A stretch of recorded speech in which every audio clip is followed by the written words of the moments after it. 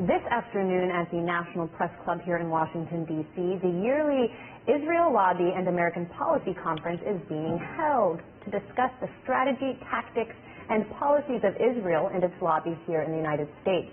The meeting comes just days before that lobby. The American Israel Public Affairs Committee, or AIPAC, holds its annual conference in the nation's capital. In anticipation of AIPAC, among the topics on the agenda this afternoon is whether or not Israel or Russia has more influence over American politics and the electorate. Ali Abunimah, founder of the Electronic Intifada and author of the book One Country, A Bold Proposal to End the Israeli-Palestinian Impasse, gave a talk tackling that very question. He joined me earlier. Ali, you're giving a talk today titled Israeli versus Russian Media Influence. What is your argument, and why did you decide this was an important topic to pick up at this point?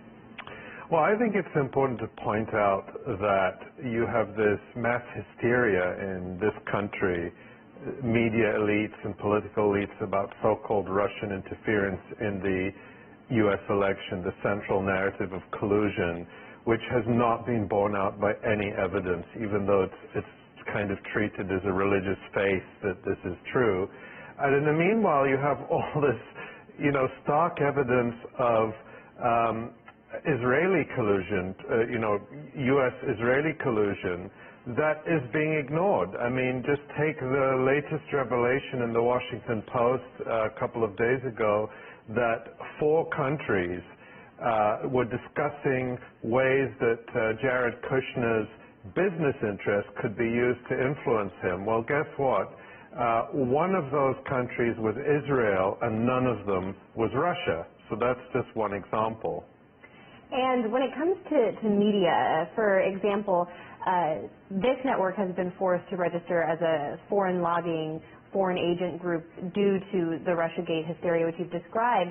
But last month, in response to a documentary exposing the Israel lobby here in the United States, set to be released by Al Jazeera, members of Congress actually sent a letter to the Justice Department saying that while RT, a state-sponsored media organization funded by the Russian government, is obliged to register under the Foreign Agents Registration Act, they welcome this determination, but they would like to know whether or not Al Jazeera, Qatar's network, should also be registered under this act. What does that say about the precedent that's been set? Well, it's important to understand why they're directing these threats at Al Jazeera, and it's critical. Al Jazeera, what we know, they did last year an undercover expose of Israel lobby influence in the UK, which included secret recordings of an Israeli embassy official plotting to take down, his words, take down a British government minister who was perceived as too critical of Israel.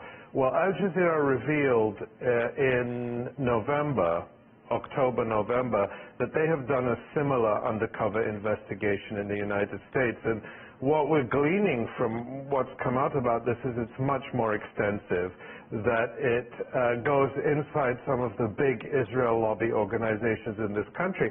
Americans ought to be welcoming this. They ought to know what kind of influence and collusion the Israel lobby has. But what has happened is that lobby has gone into high gear to pressure Qatar to essentially nix this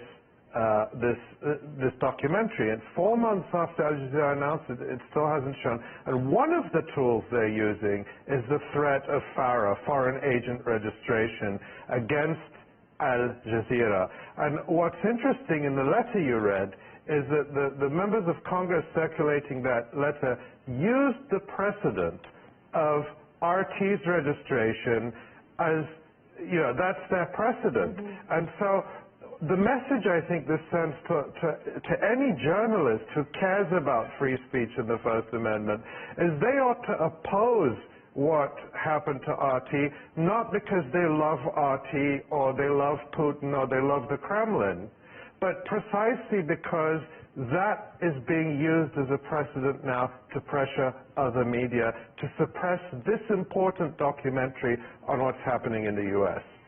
2 members of Congress who have vehemently pushed the Russiagate narrative are Senator Ben Cardin and Representative Adam Schiff.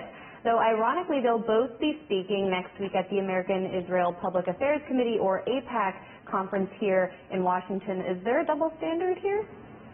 I mean, where do you begin with it? We need a whole hour to talk about this. But, one important thing to say, these two congressmen who have been pushing the Russiagate narrative so hard are among the two staunchest supporters of Israeli interference in American politics, to the extent that Ben Cardin is the main sponsor of the so-called Israel Anti-Boycott Act, which is another attack on the First Amendment rights of Americans to criticize Israel or support Palestinian rights.